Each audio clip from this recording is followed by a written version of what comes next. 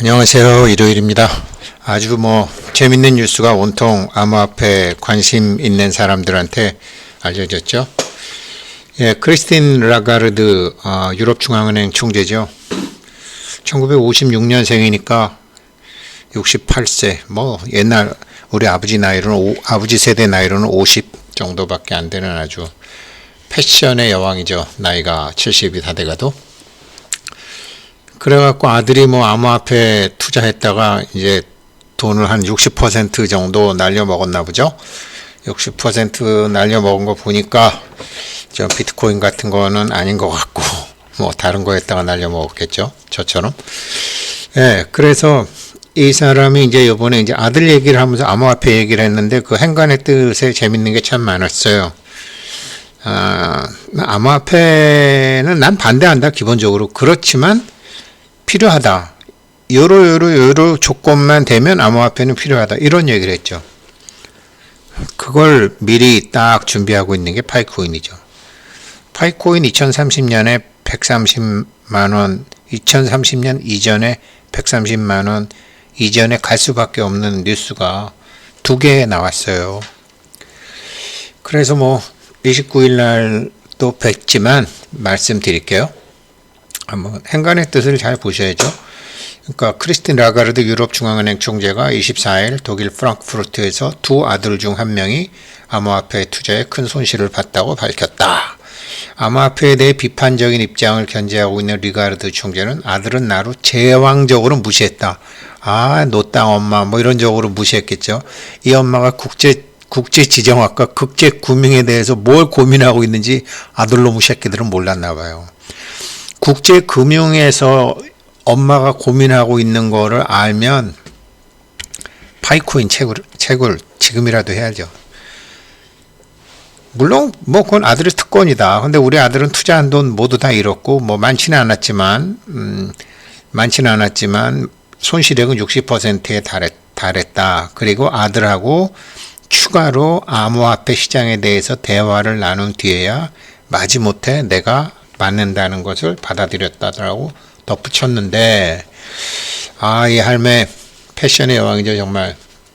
결론은 이 사람이 암호화폐 이제 지금 올 6월 달부터 암호화폐 규제를 했고, 이제 내년 12월쯤 돼야지 본격적으로 이제 암호화폐에 대한 방향이 나오는데, 그 방향이 이제 이런 얘기를 했거든요. 요번에 나 암호화폐 낮게 평가한다. 누구나 자기가 원하는 곳에 투자할 권리가 있다. 원하는 만큼 배팅도 할 수 있다. 그런데 아무에게나 불법 거래나 불법 사업에 참여할 권리를 주어서는 안 된다. 어떤 사람들이 어떻게 암호화폐를 하면 되고 지금처럼 하면 안 된다. 그래서 암호화폐는 강력한 규제가 필요하다라고 했는데, 이게 뭐냐면 이 사람은 국제 금융 시스템 작동을 개선하기 위해서 지금 여러 통화적인 환경을 보고 있는 거잖아요. 그래서 국제 금융 시스템에 관련해서 이제 새로운 규약을 만들고 기준을 만들고 또 기술적인 지원을 하는 여러 기관들이 있잖아요. 그러니까 지금 암호화폐에서도 새로운 규약과 기준을 만들고 있는 엄마한테 아들놈이 그런 거죠. 근데 이게 굉장히 복잡하죠. 예를 들어 세계 국제통화기금, IMF, 세계은행, 그 다음에 또 지역별 개발은행 있잖아요. 아시아 개발은행, 아프리카 개발은행 이런 게 있잖아요. 그 다음에 BIS 같은 국제 결제은행 있죠. 바젤 은행 감독위원회 있죠. 금융안정성 포럼 같은 거 있죠. 그 다음에 SEC, 국제증권관리위원회 같은 거 있죠. 국제보험감독협회 있죠. 거기다가 이제 GAAP 같은 국제회계 기준이 있죠. 이렇게 되는데 이게 현실적으로 여기에 딱 맞게끔 하려고 그러는데 지금 KYC를 하고 있는 거죠. 엄마는 이런 생각을 하고 있는 거란 말이에요. 그런 일을 해야 되는 사람이고, 그 문제가 뭐냐면 이게 이제 전 세계 이제 그 경제예요. 경제인데 이게 전 세계가 이렇게 돼 있지만 이게 돈을 풀어도 돈이 돌질 않거든요. 돈이 돌아야지 되는데 돈이 쌓여 있는 곳에서 돈이 이 돈의 인프라가 안 깔려 있는 대로 가야 되는데 이게 제도권 금융 돈장사들이 안 되잖아요. 이 문제가 가능한 것은 허용하고 이게 지금 이런 문제가 지금 어떻게 하면은 이런 금융 위기가 안 오면서도 경제가 순환되게 하느냐라는 거잖아요. 이게 이제 정부의 고민이죠. 국가의 고민이고 전 세계의 고민이죠. 결론은 어떻게 해야지 이 리가르드 총재나 이런 지금 현재 하는 사람 어떻게 해야지 변동환율제도 그대로 있고 중국처럼 이상한 고정환율제가 아니고 변동환율제 법정화폐의 손상 없이 원화 쓰는 사람은 원화 쓰고 달러 쓰는 사람은 달러 쓰고 위안화 쓰는 사람은 위안화 쓰고 대규모 금융위기를 초래하지 않고 잘 사는 국가에서 가난한 국가로 지속적으로 자본을 유입시킬 수 있을까? 이게 지금 이 엄마 라가르드 총재 및 국제금융 전문가들의 고민이라는 거죠. 여기에 대해서 답을 힌트를 준 사람은 이런 사람들한테 힌트를 준 사람은 사토시 나카모토죠. 이 사람이 수도가 공급되지 않는 지역에 우물을 팠다고 제가 비유적으로 말씀드렸잖아요. 근데 우물을 팠는데 그 우물 근처는 땅값이 다 오르거든요. 물이 나오니까. 그러니까 마치 옛날에 뭐 종로에 시장을 만들고 뭐 영등포에 시장을 만드니까 깡패들이 와가지고 먼저 하고 거기 있는 사람들한테 니네들 보호해줄게 하고 돈 뜯는 것처럼 거기 있는 사람들은 다 쫓겨나는 이 사토시 나카모토의 이 블록체인에 기반한 암호화폐가 그런 식으로 지금 무산이 돼버렸죠. 걔네들이 종로 깡패, 영등포 시장 깡패처럼 몇몇 애들이 블록체인을 다 가져버렸죠. 이 아줌마 및 국제금융 전문가들의 고민은 어떻게 하면은 이 잘 사는 국가에서 가난한 국가로 지속적으로 순자본을 유입시켜서 화폐가 잘 유통되게 할 것인가. 이게 고민인데 그 아이디어를 사토시 나카모토가 주긴 줬는데 참 승자의 저주가 돼버린 거죠. 그래서 가만히 보게 되면요. 올해 이제 세계 GDP를 보게 되면 한국까지 보게 되면 세계 GDP가 104조 달러인데 104조 달러인데 한국까지 보게 되면 75조 달러예요. 그러니까 뭐 세계가 200개국인지 230개국인지 모르겠는데 상위 13개 국가가 13개, 한 10개 국가가 70%를 점유하고 있는 거예요. 한국, 멕시코, 호주 이런 데가 이제 왔다 갔다 하는 거고요. 요게. 그러니까 한국을 1대 8의 법칙, 뭐 3대 7의 법칙 비슷하게 지금 파이의 법칙대로 세상이 상위 20%가 80%를 가지고 있고 하위 80%가 20%를 갖고 있는 거죠. 이 문제가 안 풀리고 있었는데 이것도 화폐 유통 속도 가만히 보세요. 뭐 한국, 뭐 영국, 헝가리, 재팬 같은데 돈을 풀게 되면 되려 잠겨 있는 돈이 더 많아져요. 그래도 아이슬란드, 이스라엘, 터키, 뭐 미국, 멕시코, 덴마크, 노르웨이, 칠레, OECD 국가들인데요. OECD 국가들은 돈을 풀으면 돈이 돌아요. 좀 이렇게 돈을 풀으면 이렇게 돈이 돌아야 되는데 이 한국이나 일본이나 영국, 뭐 폴란드, 헝가리 이런 나라들은 돈을 풀으면 돈이 잠겨버리는 거예요. 이러면 동맥경화가 생기죠. 돈이 돌아야 되는데 돈이 갈 데가 없는 거죠. 이게 OECD 선진국도 이런데 하물며 이런 후진국들은 어떡하냐고요. 이게 이런 대로 지금 이런 나라들로 지금 돈이 좀 가야 되는데 그래야지 이게 지금 세계 금융 전문가들의 다들의 고민이거든요. 어떻게 하면 잘 사는 나라에서 쓰지 않는 돈이 못 사는 나라로 갈 수 있을까? 왜 못 사는 나라로 가난한 나라로 못 가느냐? 거기에 들어가려니 인프라가 하나도 없고 회계 기준도 없고 들어갔던 돈이 잘 나온다는 보장도 없고 그렇다고 해서 거기에 돈이 전혀 없느냐? 아니죠. GDP에 계상되지 않는 다른 형태의 거래가 있는 거죠. GDP에는 뭐 모든 게 아까 이게 말씀드렸던 게 이게 어디 갔어 이거? 여기 말씀드렸던 게 이게 GDP에 계상이 된 거지만 뭐 GDP에 계상 안 되는 것도 많거든요. 뭐 정부가 실업수당을 준다, 보상금을 준다, 뭐 이런 거. 상속 증여해서 자본 이동한다. 뭐 지하경제, 사채, 마약, 탈세, 뭐 물물 거래, 뭐 중고차 거래, 뭐 이런 거 있잖아요. 로또 복권 이런 거는 실제로 잡히지가 않아요. 그래서 보통 우리가 뭐 아프리카나 뭐 저희 타지키스탄이나 이렇게 뭐 아우 니네 GDP 3천 베트남 같은 데 가서 아우 니네 GDP 2,000불인데 어떻게 사냐? 걔네는 물건으로 거래되는 게 굉장히 많아서 걔네들 월급 50만 원, 100만 원대도 가처분 소득이 굉장히 높아요.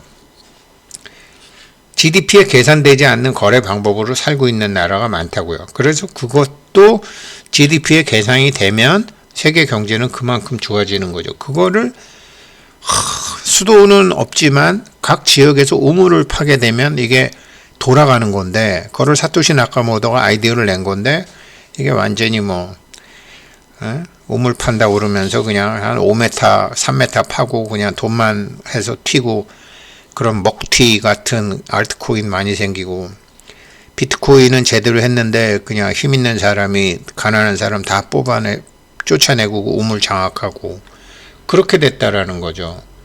지금 뭐 2030 이게 몇 년 전 아니에요? 2년 전 아니에요? 2030년에 중국이 미국 제치고 세계 경제 규모 1위 된다. 뭐 중국 광동성 인구 1억 2천만 명이 한국 GDP 제칠 거다. 이랬던 게 어제 같은데 지금 확 바뀌었잖아요. 지금 어제 나왔는데 중국 GDP가 1.4%포인트가 감소됐다. 지금 오히려 감소됐다. 1960년대 이래 최대 규모로 감소했다. 그래서 세계 경제 GDP에서 차지하는 비중이 18.4%에서 17%로 낮아져 버렸죠. 이게 1.4% 감소했다 그러면요. 어느 정도냐면요. 1.4하면은 인도네시아잖아요. 인도네시아 정도의 경제 규모가 날아가 버렸다 이거예요. 중국 인구가 13억이요? 인도네시아 인구 3억이요? 그 정도가 날아간 거예요. 중국이. 지금 그런 상황, 그런데 이렇게 날아갔다고 해서 중국 사람들은 어떻게 하느냐? 다시 GDP에 계상되지 않는 것으로 할 거라고요. 암호화폐, 특히 파이코인 같은 거 활성화될 거라고요. 굉장히. 이런 물건 구매할 수 있고 시장에서 사용될 수 있고 할 수 있는 파이코인이 중국 사람들이 제일 많이 필요하게 될 거예요. GDP가 1.4% 줄었다. 한 인도네시아 경제 정도 되는 한 2억 정도, 3억 정도 되는 사람들이 은행권에서 쫓겨났다. 파이코인 사게 될 거라고요. 제가 파이코인이 2030년 이전에 140만 원 갈 수밖에 없는 그런 징조들이 계속 나오는 거예요. 중국 GDP가 지금 18.51에서 17 정도, 17로 이것도 중국 정부에서 발표한 거로 이렇게 낮아진 거예요. 이렇게 낮아졌다고 해서 물건 안 쓰냐고요. 은행권 거래, 은행의 통계에 잡히지 않는, 뭐 중국이 지금 지방은행이 엉망도 됐지만 다른 방법이 있겠죠. 그 다른 방법 중에 가장 대표적인 방법은 암호화폐에 의해서 사고팔고 하는 걸 하겠죠. 파이코인은 중국 사람들이 앞으로 어마무시하게 사용할 수 있을 거예요. 이게 파이코인의 수요가 이만큼 높아지는 거예요. 한 2, 3억 정도가 높아지는 거예요. 인도네시아 경제 규모 지금 앞으로는 더 늘어날지도 모르죠. 중국은 있다가 없어진 거고 아프리카나 이런 남미나 이런 뭐 이렇게 좀 중동이 이렇게 좀 어려운 데는 중동은 은행을 사용 못하게 된 거고 다른 나라들은 은행도 사용을 못하다가 이제는 사용할 수 있는 제도권 금융에 포함되는 거고 제도권 금융에 포함되는 거죠. 그래서 아까 말씀드렸지만 지금 경제 금융이 어떻게 하면 잘 사는 국가에 있는 돈이 가난한 국가로 자본을 순유입을 시킬 수 있을 것인가. 여기서 지금 중국이 17로 줄어버렸다라는 거 아니에요. 그런데 이 중국이 이게 17%에서 뭐 3%까지 줄어든다라는 소리도 있더라고요. 3%까지. 그렇다고 해서 중국이 지금보다 5분의 1로 못 사게 되느냐? 그렇지 않죠. 중국은 뭐 어차피 내부 식민지 비슷한 경제 구조도 갖고 있기 때문에 과거처럼 국제 금융에 포함되지 않는 다른 방법을 사용할 수도 있겠죠. 중국이 차지하는 비중이나 이 세계의 나머지 80%가 차지하는 비중이나 비슷해요. 이 나머지 80%가 지금 전부 파이코인을 같이 검증된 화폐를 쓸 확률이 굉장히 높아지는 거예요. 파이코인의 수요가 높아지는 거죠. 그 줄어든 중국에서도 그만큼 높아지는 거죠. 여기 뭐 미국이나 일본이나 한국이나 캐나다 이 선진국들은 우리 같은 나라 정도 되면 파이코인 꼭 파이코인으로 결제할 필요 없잖아요. 저도 이번에 100일 특강 하는데 현찰로 하시는 분도 계세요. 파이로 하시는 분도 계시고 자기 생각 나름대로 하실 거죠. 그러나 어떤 분도 아무튼 그래요. 그렇게 이제 또 우리도 은행 거래 안 되는 사람 제 친구들 중에서도 자녀 결혼한다고 청첩장은 오는데 결혼 축의금 받는 계좌가 자기 계좌가 아니고 자기 마누라 계좌, 딸 계좌가 있더라고요. 야, 네 계좌는 안 해? 그랬더니 사정이 있어. 이렇게 얘기하더라고요. 은행을 사용할 수 없는 사람들이 많아요. 그럼 어떻게 해야 돼요? 파이코인을 사용하면 되죠. 이게 암호화폐가 필요한 거예요. 돈이 갈 곳이 없다.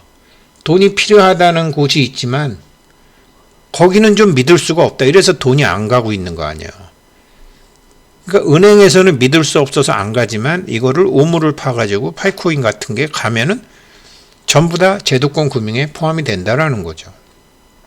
참 지난번에 제가 유통속도 말씀드릴 때 100만 원을 풀게 되면 1년 동안에 7만 원밖에 안 써요. 그랬는데 제가 잘못 말씀드려요.